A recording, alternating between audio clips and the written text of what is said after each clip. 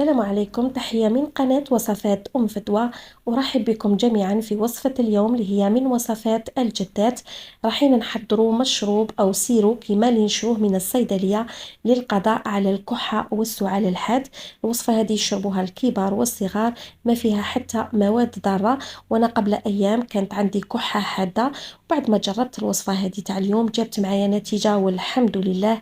ومن خلال هاد لا فيديو حنحيي صاحبة الوصفة، هي إنسانة عزيزة عليا بزاف، ونقولها ربي يجازيك كل خير وفي ميزان حسناتك. وحتى أنا ما خليتش الوصفة عندي، حبيت نبارطاجيها المشتركات تاوعي عبر هاد لا فيديو تاع اليوم. وحتى نتوما بدوركم بارطاجوها للناس اللي تحتاجها وتكون في ميزان الحسنات. نقولكم فرجة ممتعة للجميع. إذا واش نحتاجو في وصفتنا تاع اليوم؟ نحتاجو إلى الزعتر. عندي هنا الزعتر اليابس أو الزعتر المحكوك، إلا كان عندكم الزعتر خضر أو فخي راح يكون أحسن. نردو هكذا كمشة تاع الزعتر، تقريبا واحد الكاس إلا ربع تاع الزعتر.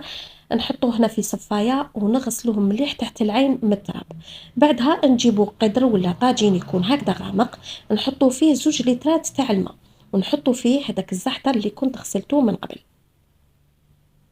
نغطي القدر تاعي ونحطه فوق النار تكون متوسطه هكذا باش ما يفيضلكمش، ونخلوه يغلي. راح يجي يديلكم واحد الساعه هكذا تاع غليان. راح ينقص هذيك الكميه تاع الماء، يعني يبقى لنا تقريبا واحد نصف لتر هكذاك تاع الماء تاع الزعتر. وهنا ما تفتحوش كامل القدر تاعكم باش الزيوت الطياره اللي تكون في هذاك الزعتر ما تتبخر لكمش، يعني ما تروح لكمش، تبقى غير في هذاك الغطاء وتعاود تهبط لكم على شكل بخار. تخلوه كيما راكم تشوفوا يغلي. هنا راهو نقصت لي الكميه. بعدها طفوا عليه مباشره وتخلوه يهدى، يعني توجور ما تحلوش الغطاء تاعكم حتى يهبط كامل الزيوت اللي تكون عالقه او البخار اللي يكون عالق في الغطاء تاع الطاجين تاعكم ولا القدره تاعكم. خلوه يهدى كما قلت لكم وتقريبا يدفى شويه. وبعدها نكملوا الوصفه تاعنا. واش نديروا؟ نجيبوا هنا كاسرونه كما راكم تشوفوا، نجيبوا كاس والصفايه ونصفوا هذاك الزعتر او الماء اللي تحصلنا عليه بالزعتر. نجيبوا هنا 3 كيسان، يعني ندو منه 3 كيسان. الا بقى لكم كميه تقدروا تسخنوه في الليل وتشربوه كتيزانه، يعني عادي.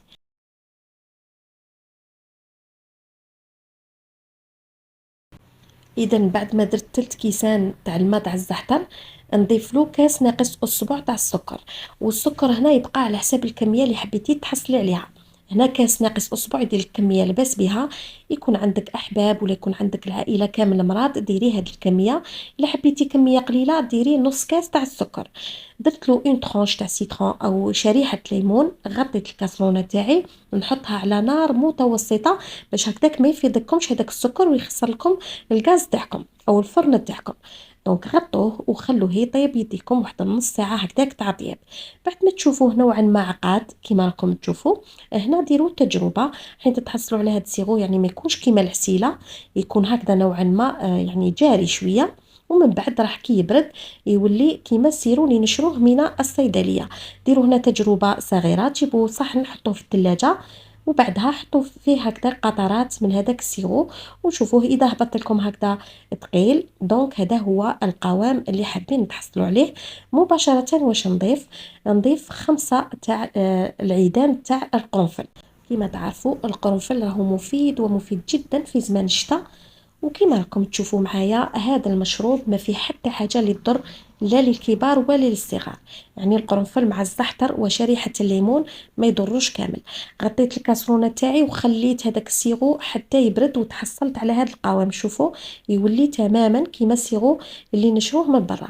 نحيت هذيك الشريحه تاع الليمون كيما راكم تشوفوا، وراح يا اما تصفوه تنحوا له هذوك العيدان تاع القرنفل بويسك راهم طلقوا يعني في هذاك السيرو كي كان سخون، ولا تقدروا تخلوهم يعني وديروهم. هنا البلاره تاعي كيفاش نعقموها؟ نديروا القدره والكسكاس ونحطوها هكذا مقلوبه ونخلو هذيك لا فابور تاع الكسكاس تطلع في البلاره تاعي، ومن بعد نخليها تنشف وندير فيها هذاك السيرو كيما راكم تشوفوا. هذا هو القوام تاعو. وتغلقوا البلاره تاعكم وتحتفظوا بهذا المشروب غير في البلاكار ولا فوق لو بلان دو ترافاي ما في حتى حاجة اللي تخسر يعني ولا تفسد. فقط نتفاهموا على نقطتين مهمتين. النقطة الأولى هي أنه هذا المشروب تشربوه في المدة اللي تكون عندكم فيها الكحة الشديدة، بمعنى أنه ما عندوش مدة صلاحية كما الدواء اللي نشروه من الصيدلية. كي تخلص لكم الكحة ولا تبراو ارموه مباشرة. دونك على قلت لكم إذا كان درتو كمية كبيرة ما عليكم غير تمدوا منها صدق عليكم، ولا تكون عندكم العائلة يعني كامل مرضى ديروا هاد الكمية اللي درتها أنا. سينو ديروا غير نص كاس راح تعطيكم الكمية اللي راح يعني تنفعكم في هذيك المدة اللي تكون فيها الكحة. النقطة الثانية هي أنكم تشربوه 3 مرات في النهار، تشربوه مو غرفة الصباح مو غرفة في العشية ومو غرفة قبل النوم. صدقوني راح يكون عنده نتيجة سولاج هذيك الكحة الشديدة وآلام الصدر. وفي الأخير نقولكم ما تخلوش الوصفة عندكم، بارطاجوها بين الأحباب والأصدقاء في مواقع التواصل الاجتماعي لتعم الفائدة بين الجميع. نقولكم بشفى عليكم. وهذه هي وصفتنا تاع اليوم، نلتقي في كيفية أخرى بإذن الله.